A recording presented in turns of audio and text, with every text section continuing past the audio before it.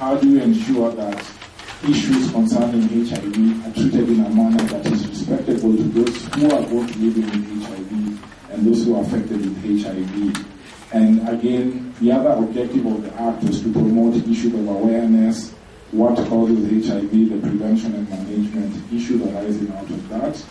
And the Act wanted to extend protection to those who are both living and affected with HIV in terms of provision of services, in terms of guaranteeing the right to privacy, in terms of ensuring quality health care and social services are provided for people who are living with HIV and those who are taking care of them.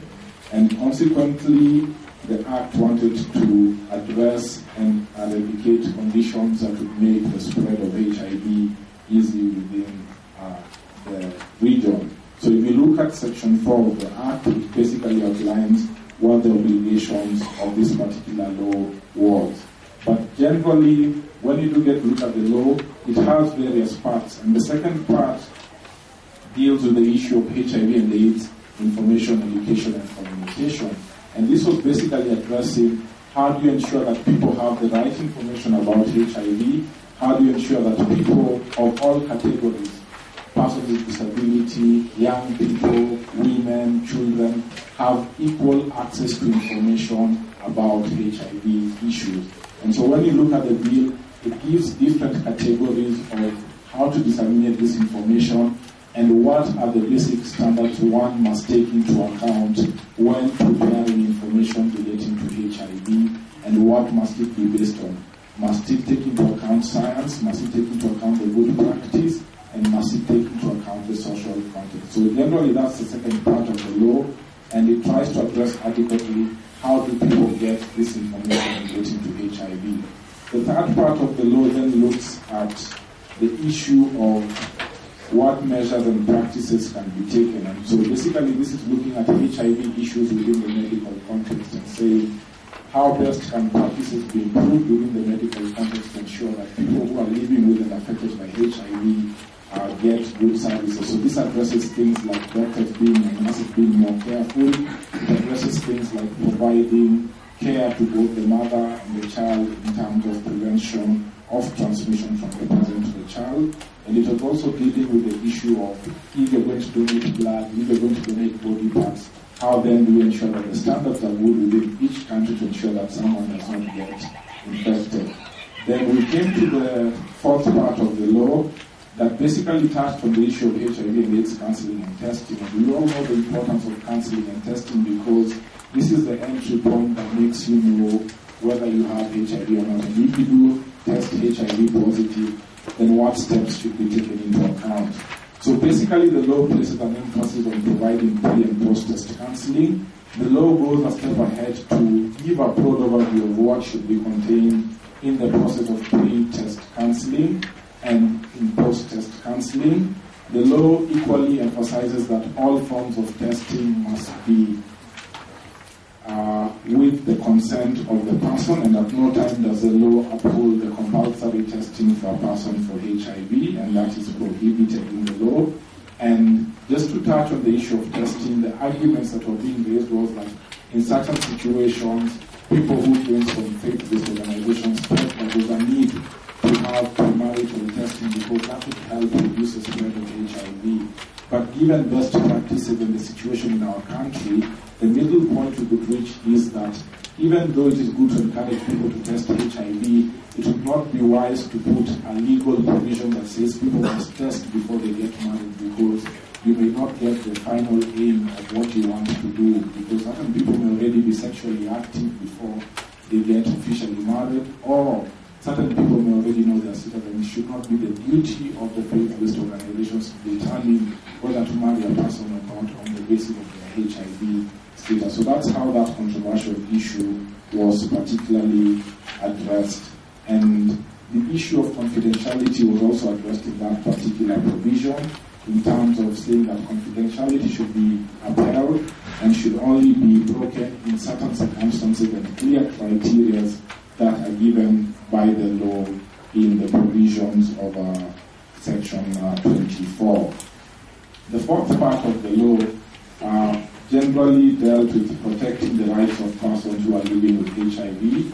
and this generally touched on the issue of discrimination within the various contexts of employment, of education, of travel, of provision of insurance services, of provision of health services, and also issues to deal with access to healthcare services. And again, when you look at the provisions of Section 33, you will note that there are provisions that allow the East African countries to purchase medicines together. There are provisions that allow them to come together as a regional bloc in terms of negotiating for cheaper medicines. There are provisions that allow them to make use of the flexibilities on access to medicines and ensure that this is not an hindrance in how people are able to access medicines. And then we had the sixth part that talked about the vulnerable groups and the most at risk groups. And we have a definition section, which I will talk about later, that defined who are vulnerable groups and who are most at risk groups. I know the terminology has since changed to key and affected populations, but at the time of drafting the law, there was the difference between the vulnerable groups and the most at risk groups. So the vulnerable groups that were identified included children, women, persons with disability, prisoners, but there was Section 38 that catered for other vulnerable groups who may become vulnerable later and have not been identified, but would still be given provision. And so basically, what the law basically says is that certain conditions must be taken into account when you're planning, when you're programming, and when you're implementing for this particular group of people that we call the vulnerable group. The vulnerable groups were basically defined in the law as any group or whose members may have special needs or may experience poorer outcomes or be at a higher risk of exposure to infection with HIV if their needs are not specifically addressed, and includes persons with disability, children, women, girls, older persons, refugees, internally displaced persons, and prisoners.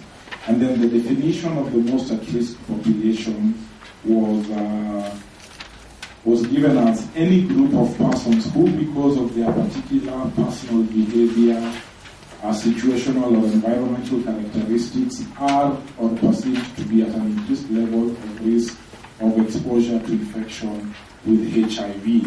Now, the reason why you will see this law does not make reference directly to men who have sex with men, intravenous drug users, sex workers, is because of a discussion to the effect that if these particular groups were specifically mentioned, then there's a likelihood that you'd receive resistance from lawmakers who would shoot down the bill.